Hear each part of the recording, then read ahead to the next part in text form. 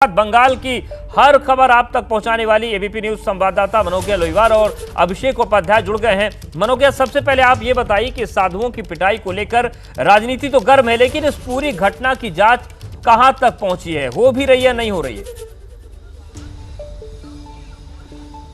जी बिल्कुल हो रही है। पुरुलिया के एसपी ने कंफर्म किया है कि 12 लोगों की गिरफ्तारी हो चुकी है, लेकिन टीएमसी बनाम बीजेपी में अब तृणमूल कांग्रेस ने दावा किया है कि ये गुमराह करने की कोशिश है।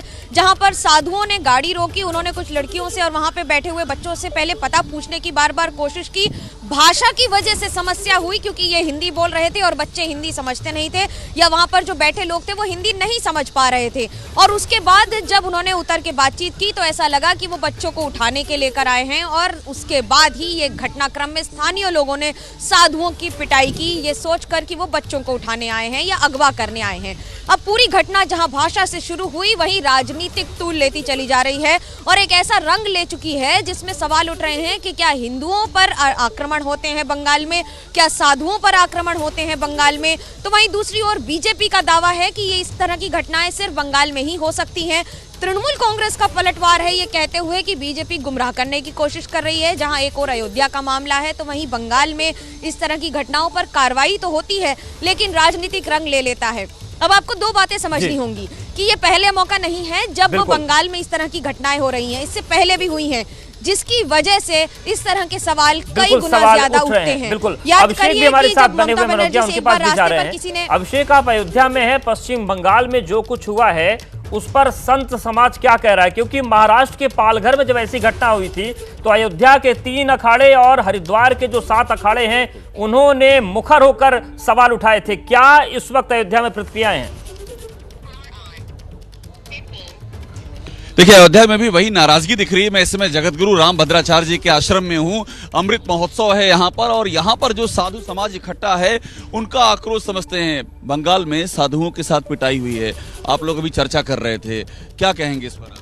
नमो राघव भाई, हम लोग जगतगुरु जी के यज्ञ में स्वामी श्री जगतगुरु रामभद्राचार्य जी पूज्य गुरुदेव के 75वें जन्मोत्सव में इस अयोध्या में सम्मिलित हैं। और हम सब गुरु भाई ये आह्वान करते हैं, क्योंकि शास्त्रों में भी लिखा है गोभिर वैदेश्य विप्रेश्य शतिभि सत्यवादभि अलब्धैर दानशीलस्य सप्तभिर धार्यते मही। क्या आह्वान करते हैं?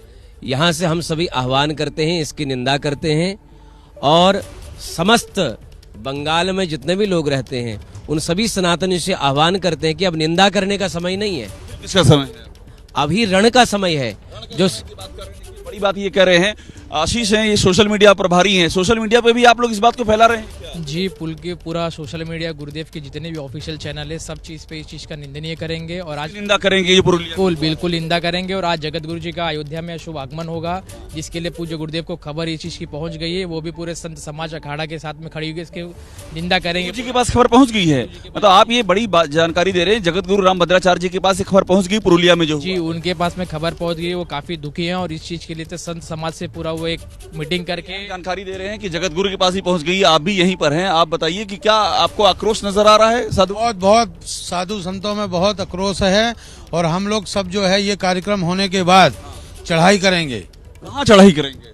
वहाँ पर बंगाल में। इसके बाद जब ये खत्म अयोध्या का हो जाएगा बंगाल जाएंगे? अभी तो देखो पहले मैन अयोध्या का है, बाद बंगाल जाएंगे। बंगाल जाएंगे। बड़ी बात करें, क्या बंगाल जाने को तैयार? जाएंगे जाएंगे जाएंगे, बिल्कुल जाएंगे। बंगाल कुछ हो जाएगा? बिल्कुल गुरुदेव कुछ हो जाएगा। बंगाल, हाँ बंगाल जाएंगे।